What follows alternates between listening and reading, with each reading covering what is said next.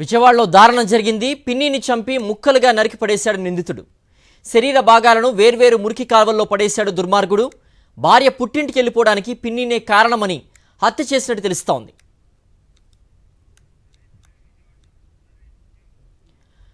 మరింత సమాచారం మా ప్రతినిధి నరేష్ అందిస్తారు. నరేష్, ఈ దారుణ ఘటనకు సంబంధించిన పూర్తి వివరాలేంటి?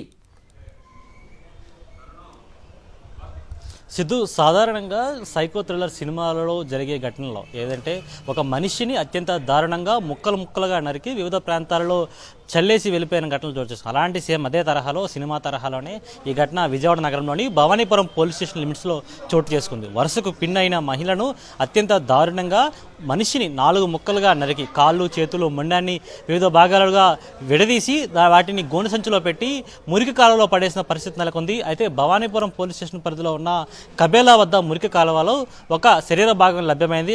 ఆ ఘటనకు సంబంధించి పూర్తిగా కూడా దర్యాప్తు చేయగా 2 నిందితులను ఇప్పటికే భవానీపురం పోలీసులు అదుపు చేసుకుని విచారించినట్టు తెలుస్తుంది.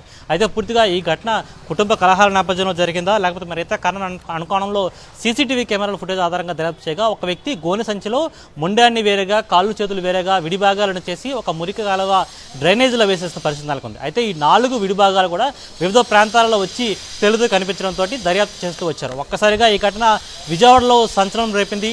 అయితే సైకో థ్రిల్లర్ తరహాలో జరిగిన ఈ ఘటనకు సంబంధించి భవానీపురం పోలీసులు కొంతమేర ఆలస్యం చేస్తున్నారని కుటుంబ సభ్యులు ఆరోపిస్తున్న పరిస్థితి నెలకొంది. ఎందుకంటే ఈ ఘటన జరిగి సుమారు చాలా ఆలస్యంగా వెలుగు వచ్చి చూసింది. అంటే సుమారు 35 వరకు కూడా ఈ ఘటన చోటు చేసుకున్నట్లుగా తెలుస్తుంది. అయితే ఏ సమయంలో ఆ నిందితుడు ఆమెను హతమార్చాడు, అదేవిధంగా చుట్టాలు ఇంటికి వెళ్ళిన తర్వాత సాధారణంగా ఎవరైనా సరే బంధువుల ఇంటికి వెళ్తే తిరిగి ఆనందంగా తిరిగి వస్తుంటారు. కానీ ఒక బంధువు ఇంటికి వెళ్ళి ఇప్పుడు ఆమె మృతదేహం ఈ విధంగా 4 చోట్ల 4 విడిభాగాలు దర్శనమిచ్చిన పరిస్థితి నెలకొంది. ఇలాంటి తరంలో ఆ విడిభాగాలకు సంబంధించిన మొట్టమొదటి జరిగిన భాగానికి సంబంధించి బాడీ పార్ట్ని పోలీసులు తీసుకున్న తర్వాత ఆమె కుమారుడు ఎవరైతే మృతాలు ఉన్నారో ఆమె కుమారుడు డిఎన్ఏతో టెస్ట్ చేసే ప్రయత్నం చేస్తున్నారు. ఆమె ప్రస్తుతం అయితే ఈ విడిభాగాలను మార్చిరీకి పంపించిన పరిస్థితి నెలకొంది. అయితే అక్కడ మార్చిరీలో పోస్ట్ మార్టం పూర్తయిన తర్వాత అంటే ఇప్పటికే అదుపులో తీసుకున్న 2 నిందితులు విచారించినప్పటికీ ఎందుకు చంపారు అంటే కోపంలోనే చంపారని చెప్తున్నారు. ఎంత కోపంలో చంపినా సరే ఇంత దారుణంగా మహిళను అదేవిధంగా 4 ముక్కలుగా ఒక మనిషిని నరికి చంపే అంత కోపం ఎందుకు వచ్చిన కోణంలో కూడా దర్యాప్తు కొనసాగుతుంది. ఏదేమైనా సరే ఒక్కసారిగా విజయవాడ నగరంలో ఇది సంచలనం రేపిందని చెప్పుకోవచ్చు.